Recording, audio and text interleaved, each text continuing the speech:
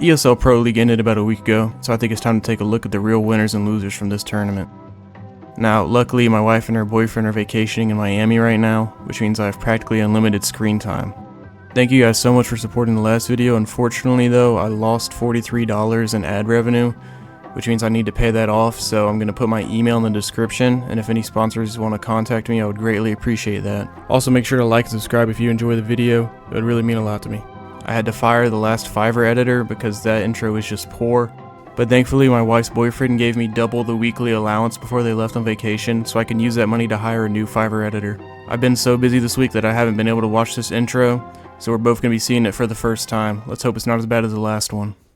Roll it. Nuking is now legal worldwide. I walk into Balenci, make them wipe me down. Oil filter on the Glock, you won't hear us.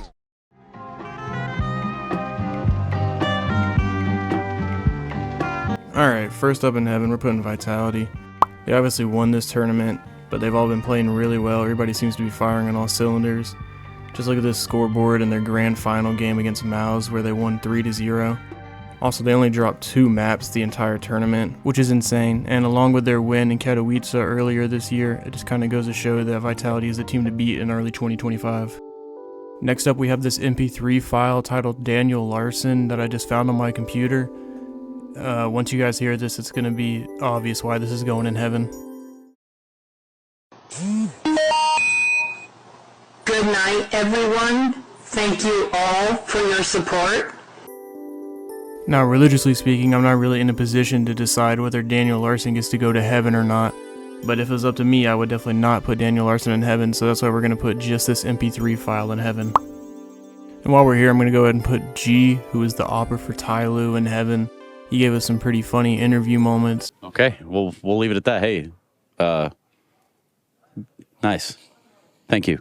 Thank you so much, sir. No, thank you so much. Thank you. So Thank much. you so much. So much. GG. And even though Tyloo didn't do good in the tournament, it was still fun to watch him play.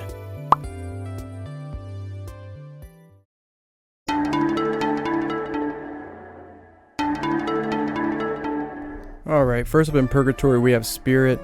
Spirit is going here because if Donk is not super hard carrying, then they're going to lose, which is pretty evident in their tournament run. They did pretty well all the way up until their game against Maus, in which they lost 2-1.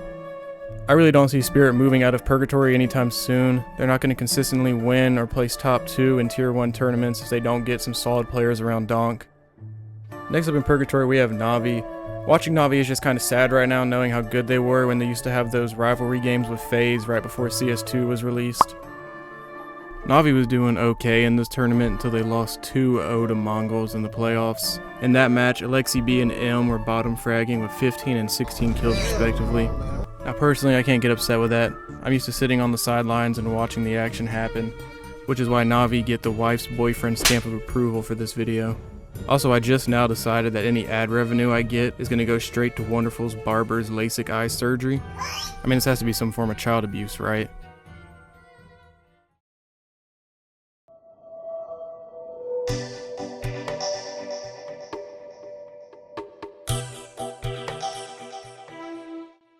First up in hell is Furia. If we're being honest, these guys aren't even a tier 1 team anymore. Fallen and Skulls could barely manage over a 1.0 rating for this tournament. On top of that, Furia just lost to M80 and Blast Open Lisbon. I mean, what are we fucking doing here, guys? Obviously going in hell. You know, a lot of people ask me what my biggest regrets in life are. And honestly, I think my biggest regret is watching the Heroic versus Astralis game that I mentioned in my last video. Ever since I made that video, I haven't been able to sleep at night. I've heard stories about Vietnam veterans coming home and not being able to readjust and reintegrate into normal everyday life. But I think the horrors I witnessed in this Heroic versus Astralis match outweigh theirs by thousands of orders of magnitude. In fact, I'm going to go ahead and put Astralis in hell and end this section now.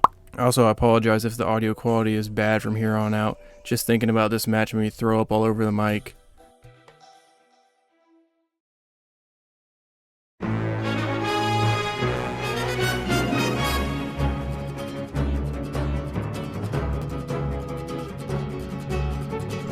Alright, settle down. I know this is the part we've all been waiting for.